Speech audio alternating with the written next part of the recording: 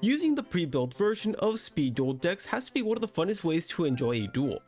For the most part, Konami has a rough idea of what each deck is trying to accomplish, and they do their best to make all these decks feel somewhat near the same power level. Somewhat. That being said, there is one other way to enjoy speed duels, and that is by optimizing each of the strategies by using 3 copies of each of the character decks. And that's exactly what I plan on doing on today's video. Today we'll be taking a look at the very first SpeedDuel box ever released, the original Battle City box, and upgrading each of the character decks to maximize what each character is trying to accomplish. But let's go ahead and set some ground rules before we begin. First, I'm allowed to use whatever skill I desire for each character. What this means is that each character, for the most part, comes with at least 2 different skills, so I'll be able to choose which of these skills I want to go ahead and work around, because some skills are better made than others. 2. I'll only be allowed to use the cards that each individual character comes with in their own pre-constructed deck. This means I will not be allowed to use any of the cards in the miscellaneous section. And finally, 3. I will do my best to still build into what the deck is trying to accomplish, no matter how bad I think the strategy might be. This I think makes it just a lot funner to go ahead and still stay true to what Konami was trying to originally accomplish.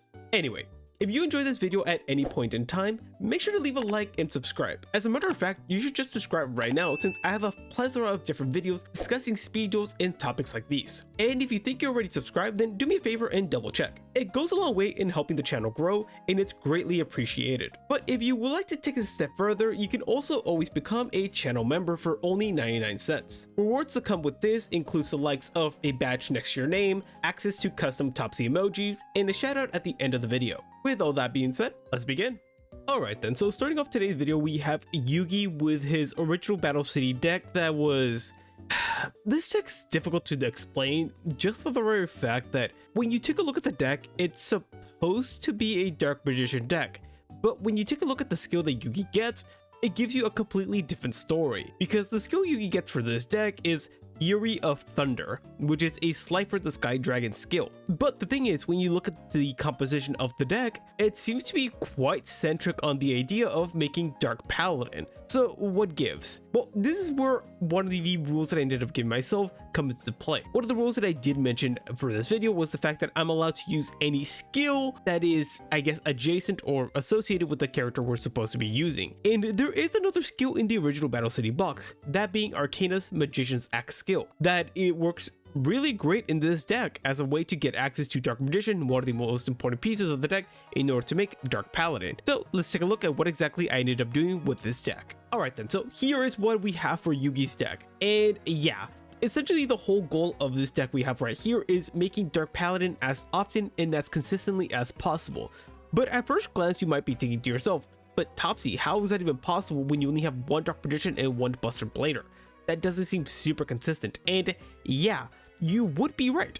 But here's the thing, the skill that we're going to be working with, Magician's Act, gives us immediate access to Dark Magician, so we don't really have to worry about that. As for the Buster Blader, we're technically running 3 copies of Buster Blader because we have the 1 actual copy of him while getting 2 copies of the emblem of Dragon Destroyer. The reason for this is because Dragon Destroyer allows you to get access for Buster Blader from the deck or graveyard, making it a much more reliable way of getting access to Buster Blader. Additionally, I ended up giving the deck a copy of Swift Gaia the Fierce Knight, just for the very fact there are going to be times where you run out of cards in your hand and summoning out Swift Gaia is going to be really useful. Another reason we didn't add more copies of this card is because it did feel clunky in other test hands, and the deck isn't super efficient at getting rid of all your resources in hand, so 1 copy felt more than plenty. After that, we went with the best monsters in the deck with 3 copies of Kaiku and 3 copies of Breaker the Magical Warrior. These guys are the biggest monsters you have access to in your that are normal summons, and additionally have great effects, with Breaker being one of the best ways of dealing with your opponent's back row. After that, we have 3 copies of Book of Moon, one of the most flexible cards in SpeedDuel. It's just a godsend in this strategy. 3 copies of Destruction Source and Fusion because we need a way to fusion summon into the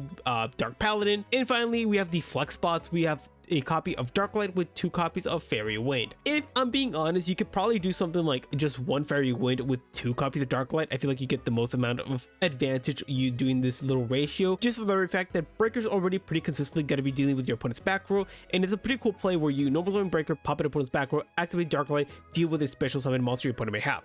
It gives you multiple applications for that Breaker. Another fun option that you could tech into this deck could be a potential defusion to be able to dodge opponent's card artifacts if they were to target the Dark Paladin, and then you can just fusion summon it at another point during the duel, but it does feel a little bit clunky. But yeah, this is a rough idea of what exactly the Yugi deck would look like, and for the most part, after testing it out, it does pretty okay, but give me your thoughts.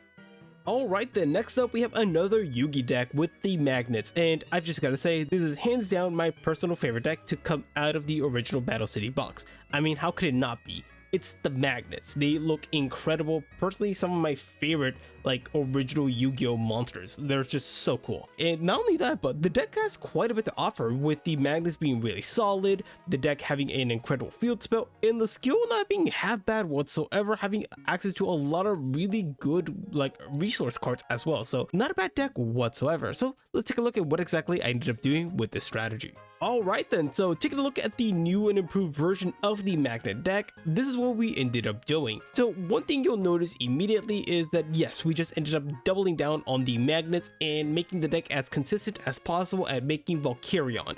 Realistically speaking, you could probably build a really good deck that doesn't really rely on making Valkyrion, but because we are playing the Delta, it kind of seems very prudent to go ahead and play Valkyrion. Another thing that I will mention is that if you don't want to play a copy of Grandmerc, you can double up on the copies of Valkyrion if you really wanted to. So let's break it down. So of course we are playing the one Valkyrion, the one Alpha, because it's the worst of the magnets, and you only need one copy of him. You don't need multiple of.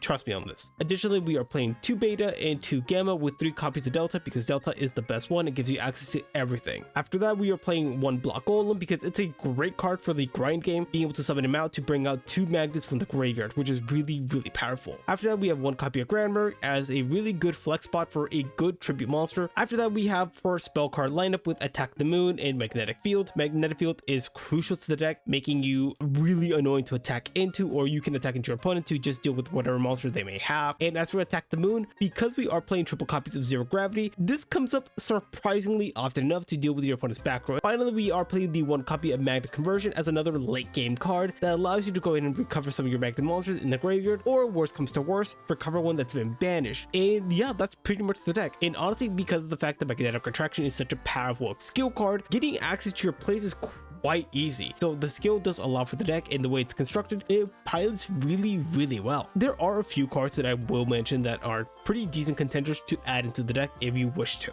Some of them being cards like Absorbing Jar. If you really care about dealing with your opponent's back row that much, this is a pretty surefire way of just getting rid of all your opponent's back row in one fell swoop. I do think that the fact that it makes your opponent and you draw is a bit gambly, but you can add this if you really wanted to. It's not a bad option. You also do have Rock Bombardment, which is kind of a cool and cheeky way of sending your magnets to the graveyard, but realistically speaking, you don't need to when you have Delta already. We have the Magic Force as a way to make your magnets unaffected by cards, but I don't think you necessarily need it. I would have loved to add Unbreakable Spirit to the deck, but most of the time you're going to see that you're going to swarm the field, so it doesn't really work out with this trap card. And finally, Mind Crush. I don't think this card works all that well in a best of 1, but if it's in a match, it could be a really cool option because you don't mind sending your magnets to the graveyard if you call the card incorrectly. But these are some of my tech options if you want to go ahead and switch up the deck a little bit. Continuing on, we have the final deck that Yugi ended up getting in the Battle City original box, and it is crazy to think that Yugi got 3 separate decks in this set, but it's another deck that I have a lot of fun piloting, and it's his Phantom Beast strategy. Essentially, the Mythical Beast deck, or Phantom Beast deck, is a strategy that's trying to make Chimera the Flying Mythical Beast, which is not a very good monster. Great card, I love the artwork of it, I absolutely love it, but not a really good card, and the skill is supposed to help you with that by allowing you to fusion summon into the monsters. Keep in mind, that's all the skill does, just fusion summons. It doesn't allow you to search them out or anything of that sort. So we're gonna have to do a lot of the heavy lifting in order to make that happen.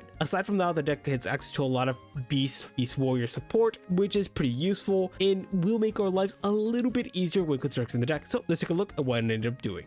Alright then, so here is what I ended up creating for Yugi's Phantom Beast deck, and yeah, it's something, I'll say.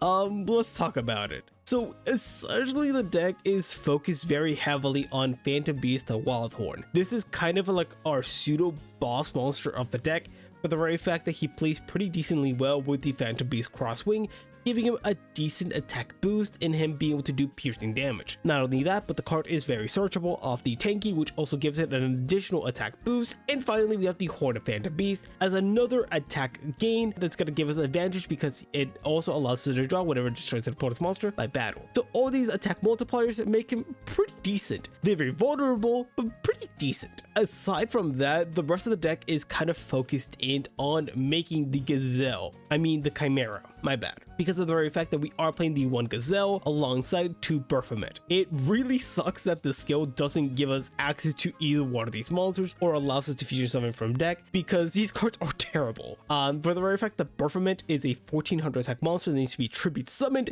in order to search out the Gazelle, which is not good. And it's part of the reason why we are playing through triple copy of Giant Rat. Giant Rat not only does it allow it to flow us into the Gazelle, but also if by any chance you have the Baphomet already in hand, it does give you on the following turn access to go ahead and give you tribute fodder for this card. So there is that play, I guess. Finally, we are playing the Manticore of Darkness as well, because it's like a pretty cool card that is a pretty decent tribute summon off the effect of Giant Rat, or to go ahead and special summon back to the field with the effect of the Phantom Beast, which allows you to discard it, and then on the end phase allows you to tribute a card from your hand or field to bring him back to the field, which is a really cool play. Something that you can do is like activate Feast of Phantom to go ahead and discard the Manticore, then Manticore and the Chimera allow you to go ahead and activate these effects during the end phase, pretty much allowing you to get a resource from the graveyard back, and then you can just use that resource for the Manticore. It's a pretty cool way of getting just two big monsters on the field. Finally, for this Spell Trap card lineup, we do have the Wild Nature's Release that does give you a easy way of just dealing a crazy amount of damage to your opponent. And finally, the Big Cattle Drive as a final added bonus for consistency's sake. Only one copy because it does prevent you from activating spell cards the turn you activate it, but it can be really good if it's set up well. So that's the deck. Give me your thoughts in the comment section below. Alright then, moving off of Yugi, we now have Kaiba, and Kaiba actually ended up receiving two separate decks in the original Battle City box. The first is, well, it's a bit of a head scratcher because in the wiki it's described as a Blue Eyes deck, but I mean, yeah, the deck does have Blue Eyes, but it doesn't really play like a Blue Eyes deck. If anything, it's even weirder because the skill the deck gets access to it's no monster, it's a god, it doesn't even mention Blue Eyes anywhere in its text, and instead is a obelisk skill, which again, really weird design for this deck. So we have our work cut out to us because for the most part, the deck doesn't have much of a direction. It's just a bunch of classic type of cards with some pretty decent back row support. So let's see what we can make with this. Alright then, so bear with me. This is what I ended up coming up for with Kaiba. And yeah, it's a bit wacky, but it surprisingly enough works. So allow me to explain. The whole deck revolves around this skill, which is kind of crazy to say because the skill isn't that good in my opinion. It's no monster, it's a god. It's a skill that pretty much allows us to discard as many cards from our hand as possible, at least one, that being to add obelisks from our deck or graveyard, which is pretty useful. So why is this skill so important for this deck? Well, it's for the very reason that we are playing a ton of vanillas with 3 copies of Blue Eyes and 2 copies of the Sword Stalker. Now, I ended up doing it like this for the very fact that I thought being able to play Blue Eyes in the deck, being a Blue Eyes deck with heavy quotations, felt kind of cool and very fitting. But additionally, because we are allowed to pitch any card from our hand, we can pitch a vanilla to then revive off the effect of Silent Duba, but more on that later. Additionally, the deck does have a decent normal summon in Spear Dragon, the only normal summon of the deck, but if you don't like Spear Dragon personally, I would say you can replace with some Braya, but I just like the fact that this card does piercing damage and it can attack directly, so that's just me. After that, we have 3 copies of Fiend Sanctuary. This card is incredible as tribute fodder, but additionally, it's a great deterrent for your opponent not to attack you because it does burn damage to your opponent equal to the attack of the monster that attacked the Fiend Sanctuary token. So that's really cool. Again, we already talked about the Silent Doom to revive vanillas, the Soul Exchange in order to tribute an important monster for the tribute summon of a monster, so you can use that for the Sword Stalker, and finally negate attack to give yourself a turn to pretty much assemble the combo. So what's the deck turn to do? The ideal hand looks something like this. You would have a hand with something like a Blue Eyes White Dragon, a Silent Doom, a Fiend Sanctuary, and finally a copy of Soul Exchange. Yes, it is a 4-card combo, but bear with me, it surprisingly enough works. Keep all this in mind. This is the best I could do with what Kaiba gave me. So the idea is this: you activate its no monster as a god, you pitch your vanilla, whether it be the Blue Eyes or the Sword Stalker, send it to the graveyard. Then you add your Obelisk Tormentor to your hand. After that, you would hope your opponent summoned a monster that turn. So you would do is activate Silent Doom, bring back the Blue Eyes White Dragon. Activate Fiend Sanctuary, give yourself a token. You haven't normal summoned yet, so you activate the Soul Exchange, tribute the opponent's monster, and summon out the Obelisk Tormentor. As I said, it's pretty convoluted in all the steps that you need to do, but it oddly enough does work out, and it's part of the reason why you're going second with this deck. Additionally, if you think this version of the deck is a bit too clunky, you can go ahead and just opt out of using like a Blue Eyes Engine, maybe adding a couple copies of Kaiser Glider, maybe Shrink and Magic Drain to deal with your opponent's back row, and then just utilize the Soul Exchange to go and tribute your opponent's monsters, summon out cards like the Kaiser Glider or the Sword Stalker. I think this version is a lot more fun, but give me your thoughts in the comments below. Moving on, we have the second deck that Kaiba ended up getting in the original Battle City box with the XYZ Union Fusion deck. And yeah, this deck is significantly better than the deck we ended up getting with the quote-unquote Blue Eye strategy, for the very fact that the XYZ Union deck is pretty decent overall. Alongside that, it got some crazy support in cards like Union Hanger, their Broken Field spell, and if it wasn't enough, they also ended up getting Union Scramble as a great way to get access to your used materials for later use during the duel. And if that still wasn't enough, they also got access to what was at the time an insane skill in Union Combination, allowing you to use your materials from the graveyard as fusion material for the summon of your fusion monsters, which is ridiculous, essentially allowing you to do what the modern day version of the deck is able to do right now, which is really cool. So let's see what I ended up cooking up. Alright then, so here is what we ended up cooking up for Kaiba, and it's pretty much what you would probably expect. We are of course playing the Union pieces with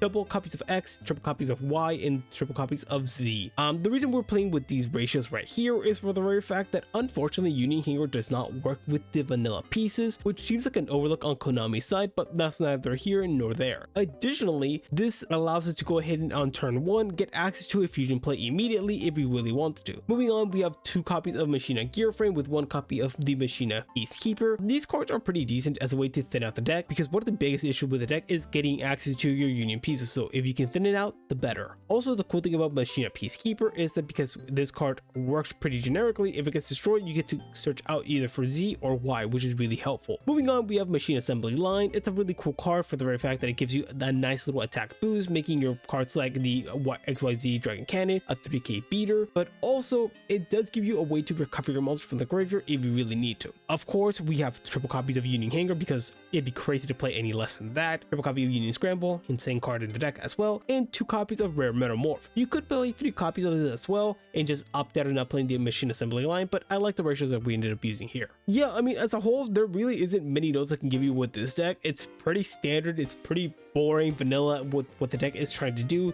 in the way it's constructed. If you were to make any changes with this deck, you could maybe experiment with adding cards like Solitary Sword of Poison or United We Stand in the strategy.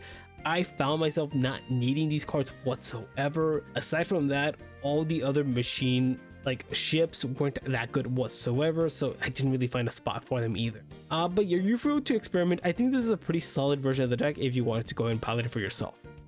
Alright then, finally moving off of Yugi and Kaiba, we have a brand new character with Lumis and Umbra with their Mass Beast deck. And this deck is, I wouldn't say good, it's fun, it's interesting, but it's not crazy good overall, for the very fact that we are dealing with a ritual based skill and deck that tries to do a little too much. Aside from that, some highlighted cards that we can mention right now are cards like Preparation Rites being a really good card for the strategy in order to get access to your ritual spell and monster. Cards like Nobleman of Experimentation is a great way to deal with back row, and a card like Widespread Ruin is an incredible card overall as a disruptive trap card for the deck to get access to, and it's part of the reason why it's at 3. The deck does have some stuff to work with, and the skill, well, yeah, the skill could be better. So let's see what I ended up cooking up with this deck. Alright then, so here is the deck that I ended up making for Lumis and Umbra, and I tried as hard as possible to still stay within the theme of what the deck was trying to do. So we are still playing the Mass Beast alongside the Mass Beast Desgradius, and yeah, the deck is interesting to say the least. So we are playing the 2 bricks of the strategy alongside just 1 copy of each of them because I don't want to draw into them, but we are also playing the Malkit, the Force Face Beast, in order to summon out the Masqueradius the hard way if we needed to, 3 copies of the Wall of Illusion as a great defensive card, and 3 Ritual Ravens because this card is a godsend for the deck because it gives you a 1 material card for the summon of Mass Beast, so really important. After that, we have the 3 copies of the Nobleman of Extermination to deal with an opponent's back row, the Mask of Remnants. Now this was probably my gimmicky tech of the deck. It does allow you to do a change of heart effect with this. You don't have to play this. I thought it'd be fun to add it in, but it's not that good of a card, and you can definitely replace it with anything else and probably be okay. After that, we're of course playing the Ritual Spell, 3 Preparation Rites rights because you want to see this. You want to activate this to add both the ritual spell and the monster, and that's the only way you want to see these cards overall. So that's why we have 1-in-1. And finally, to cover the widespread ruin as your best way of disrupting your opponent during your turn during the battle phase. So that's essentially the deck. As I mentioned, the skill for the deck isn't insanely good. It's cool, it's neat, but it doesn't really help out with ritual summoning. I do like the fact that if you manage to summon out the mass beast and your opponent deals with it via card effect, because they're probably not going to run over it because it's massive, it does give you the chance to summon out the Desgradius from anywhere for free, ignoring some of the conditions, which is really nice. Or if the Desgradius gets dealt with, you can get access to your mass beast and the ritual spell from the graveyard as well. So that's kind of cool, a little loop you can do with them. Is it great? Probably not, but nevertheless, it's pretty neat overall. Essentially with this deck, you're just trying to hope that you open pre-provisional rights with like a ritual raven to get easy access to a mass beast as fast as possible. Some options you can add into this deck if you wanted to go and make some changes is maybe going in a harder on beatdown, I guess, with cards like Mask of Brutality. I don't think it really works out that well. Another card you could go into is maybe like a Night Assailant instead of the Mask of Remnants. This has immediate value for you, but overall it's only okay. Aside from that, the rest of the cards aren't fantastic, so I wouldn't really recommend using them. But those are my thoughts on this deck. Okay, then next up we have Ishizu with an Earth Fairy strategy, and honestly I often forget that Ishizu was part of the first SpeedDuel box. It's something that always slips my mind, but as a whole her deck isn't that bad. It's a little whelming, but it's not bad. It gets the job done. It also has a lot of really good stuff in it. Cards that come to mind that Ishizu has access to in this deck include the likes of Parshaft, which is just a great tribute monster. The Kelbeck is not bad whatsoever, being a pseudo version of like a Jujutsu fighter, or I guess Grand Mole, which is a super nerf version of it, I guess. Additionally, the deck does get access to incredible spell cards like Foolish Burial, Nobleman, Cosmic. Like, these are some crazy cards to get access to. And also cards like Woboku and Lost Wind are not bad whatsoever. So let's see what I ended up cooking up for our girl Ishizu. Alright then, so here is a deck that I ended up making for Ishizu, and the whole idea of this deck is revolved around her skill with Rise of the Fallen. The composition of the deck is going to include 2 Guardian Joanne and 2 Parshafts, for the very fact that we do have Ball of Hala in this deck to get access to summoning out these cards as easy as possible by just cheating them out from our hand, which is really nice. We are playing the 1 Zolga, 3 Kelbeck, and the 1 Mudora as our little package for our Earth Fairy monsters, alongside 2 Foolish Burials, 2 Cosmic Cyclones, 2 Valhallas, the 1 Sussis of Dalga, 2 Lost Winds, and 2 Wobokus. So what's the idea with this deck? Well, I already mentioned one of the ideas is the fact that you want to open up something like the Valhalla to go ahead and special summon the Joanne or the Parshaft for free as fast as possible during the duel. And that's not bad whatsoever because this deck really loves gaining life points. That's one thing that I ended up noticing, and Joanne does that incredibly well. But I mentioned already, the deck does kind of revolve around Rise of the Fallen, which is Ishizu's skill. This skill essentially allows us to special summon 1 level 4 or lower Earth Fairy monster from our graveyard in defense mode, and we can life points equal to its attack. So one of the main combo lines that I have with this deck is activating something like a Foolish Burial, sending the Zolga to the graveyard, special summoning off the effect of Rise of the Fallen, gaining 1700 life points, tripping it off for the Parshaft, gaining an additional 2000 life points off the effect of Zolga, and essentially with that, you've almost doubled your life points with a Parshaft on your field, which is a really gimmicky play, but it works out really well. Additionally, if you don't have that play, another thing you could do is something like Foolish Burial into a Kelbeck and then activate the effect of Rise of the Fallen to essentially give you a really cushiony start at the duel, so your opponent feels a bit more hesitant to attack into it. But yeah, the deck is not very complex whatsoever. For the most part, it's just beatdown with the Earth Fairy monsters. Aside from that, yeah, I mean, that's a deck. I guess the deck isn't super complex. There isn't many layers to it. It's quite self-explanatory. But yeah, that's a deck, and let's move on to the last character now. Okay, yeah, so last character up is Espa Roba with his Jinzo deck. This doesn't feel like a Jinzo deck at all. Taking a look at it, what is even going on here? Pac-Man, Dark Scorpion, what is this deck? You know what? I've already, if you're familiar with me, you know that I have a generational beef with Espa Roba and the decks he ends up getting in SpeedDuels because I think they are just straight up just dookie. They're horrendous. They're just not good at all. So yeah, let's just see what I ended up doing with this mess. Okay, so I tried salvaging this deck the best that I could, which is saying a lot because this deck is atrocious. It's horrendous, guys. It's atrocious. It's so bad. So the idea with this deck is that you want to go second. God, you want to go second with this deck. And essentially what the idea of it is that you want to go ahead and give your opponent your bad cards so you don't have to play them and just deal with whatever your opponent may have and hopefully establish Jinzo. That literally is just the game plan, and there's really not much else I can talk about with this strategy. Aside from that, let's go ahead and go a little deeper with this. We are playing 2 copies of Jinzo, 3 copies of Fiend Mega Saber. This is probably one of the best cards in your deck. We are playing the 3 copies of Meanie. Meanie is okay just for the very fact that if she does damage, she can search out for herself, which is useful to thin out the deck. 2 copies of Exile Force to deal with whatever opponent monster they may have. 3 copies of Creature Swap because you don't want to play your own cards. 2 copies of Hammer Shot to deal with bigger monster your opponent may have. 2 copies of Rhoda to search out for the Meanie or the Exile. 2 copies of Draining Shield, and finally a Psychic Shockwave because you aren't able to guarantee that your opponent's going to be playing trap cards, so you want to have more reactive cards, but this is still pretty okay.